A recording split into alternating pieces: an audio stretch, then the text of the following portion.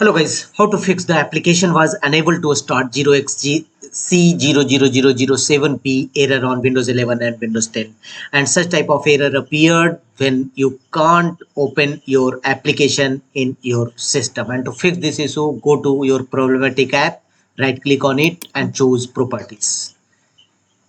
Here go to compatibility tab from the top menu bar and choose run this program in compatibility mode, and also check the option run this program as an administrator, and finally click on apply and OK to save the changes and check whether your application error resolved or not. If not, go to the next fixes.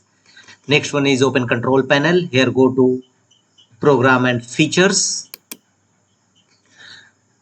Here select your turn Windows feature on or off from the left pane, and .NET Framework 3.5. Make the check against this option and press OK and follow on-screen instruction to enable Net Framework app.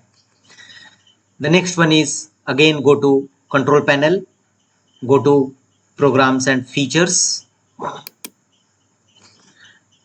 and go to your problematic app and simply select it and choose uninstall. And if you want to repair them, it can also this Windows also provide you to repair. Select it and choose change, and after that uninstall this. Install Windows latest update. The outdated OS may be a cause of this application error, so go to Windows settings, Windows update from the left side and choose check for updates, and any updates available simply download and install it.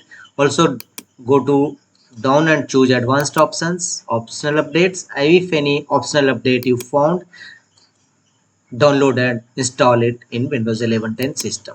The next workaround is press Win plus R shortcut key to launch run command box. Here type RSTRUI to open system restore Windows.